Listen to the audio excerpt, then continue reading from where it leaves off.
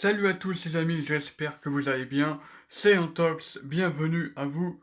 On se retrouve pour la vidéo pronostic de WWE WrestleMania Backlash 2022 ou Backlash 2022, appelez ça comme vous voulez. C'est parti les amis. Eh bien, on va commencer tout simplement avec la carte. Le match qui m'intéresse le moins, c'est Madcap Moss contre Baron Corbin. Ou Happy Corbin, appelez-le comme vous voulez. Je pense que Madcap Moss va gagner, pour une raison simple. Je pense que Happy Corbin n'a rien à gagner en battant Madcap Moss. C'est la pression que j'ai. Je- J'espère me tromper, mais en tout cas, je pense que c'est une mauvaise idée de donner une victoire à Happy Corbin, mais parce que on sent que c'est une rivalité de transition et qu'ils veulent faire quelque chose avec Madcap Moss. Pour commencer, il voudrait peut-être changer son look et son blaze. Par exemple, le renommer Riddick Moss, par exemple. Et ainsi changer son look parce que pour le moment, il n'est pas crédible. Mais je pense que c'est... Là, il est en train de chercher son personnage et tout. Et je pense que c'est pas mal, il n'y a pas de souci, mais il faut peut-être changer son look aussi. C'est un peu comme Ezekiel en ce moment, qui est dans la storyline le frère d'Elias. Voilà. Ah, puis sinon, bah, je pense, les amis, qu'on va passer au prochain match. Autre match qui est assez intéressant pour ma part, c'est le match entre Sasha Banks, Naomi contre Shayna Baszler et Natalia. Je pense que la question ne se pose même pas. Euh, Natalia et Baszler ne seront pas championnes par équipe. Ensuite, bah, conservation de Naomi et Sasha Banks. Ensuite, match intéressant, euh, c'est Bobby Lashley contre Omos qui est accompagné de MVP. Alors, au match aller, c'est à WrestleMania, c'est Bobby Lashley qui a gagné. Au match retour, ça serait bien que ça soit l'inverse, que Omos prenne sa revanche.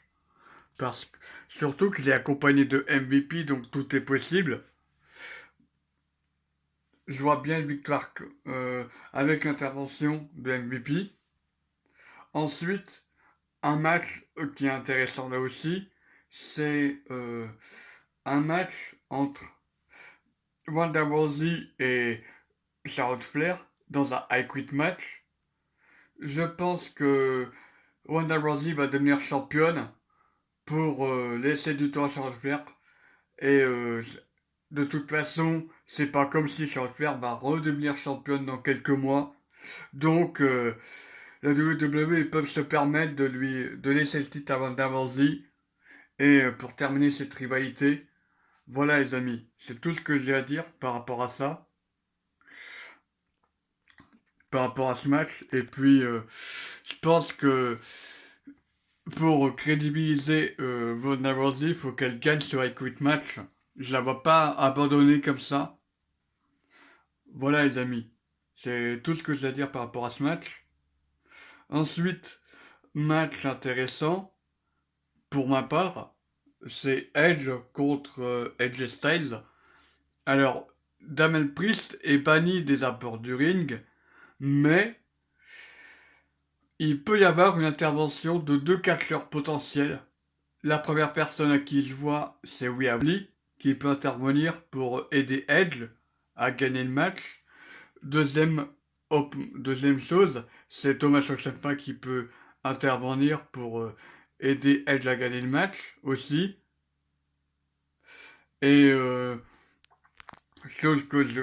Après, on peut s'imaginer aussi un scénario où AJ Styles gagne le match, mais tu as l'un des deux, ou voire les deux en même temps, qui arrivent et qui attaquent AJ Styles et qui se rallient à Edge pour continuer la rivalité entre AJ Styles et Edge. Pour moi, quoi qu'il arrive, cette rivalité va continuer. Après, autre option qui me plaît pas forcément, une intervention de Finn Balor en faveur de AJ Styles. Franchement, il y a pas mal de... Je sens qu'il y aura une intervention peu- dans l'un des deux côtés. Je sais pas pourquoi, mais je le sens gros comme une maison, qu'il y aura une intervention. Mais je pense que AJ devrait gagner ce match, malgré une potentielle intervention de Rhea Ripley et de Thomas Ciampa, parce que il y a plein de rumeurs selon les sources américaines, Wrestling Observer, WrestleVotes, euh, PW Insider, ces sources-là affirment que Rhea Ripley et Thomas Ciampa vont rejoindre le Judgment Day de Edge et Damien Priest. Voilà les amis, c'est tout ce que j'ai à dire par rapport à ce match. Et puis le main event, si je peux appeler ça comme ça. Alors à la base, on aurait dû avoir deux matchs. Les RK-Bro contre les Usos, puis Drew McIntyre contre Roman Reigns. Au final, ça sera un 3 contre 3. Il n'y aura pas de titre en jeu. Mais un truc qui serait cool, c'est qu'il n'y ait aucune disqualification. Ce soir, c'est SmackDown. Ajoutez une stipulation à ce match, s'il vous plaît. Je veux le même bordel qu'avec le Shield et l'évolution à l'époque, ou la famille Wyatt à l'époque. Je veux le même délire, s'il vous plaît. Faites-nous un délire comme ça. Ça serait incroyable. Les catcheurs sont assez crédibles pour les six. Ils sont capables de produire un bon spectacle. On l'a très bien vu à Paris-Bercy, notamment Roman Reigns et Drew McIntyre en toute fin de show. Même les RK-Bro, Randy Orton et Riddle en toute fin de show aussi. Bref, faites-nous plaisir. Et pour bizarrement, je vois une victoire des RK-Bro et Drew McIntyre, mais je vois pas Roman Reigns prendre le tombé. Un truc qui serait cool, ça serait que Jay ou Jimmy prennent le tombé sur Drew McIntyre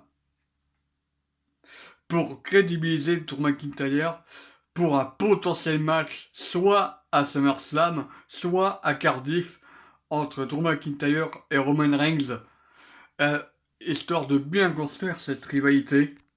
Voilà les amis, c'était tout pour cette vidéo consacrée au pronostic de Backlash 2022 ou WrestleMania Backlash, appelez ça comme vous voulez.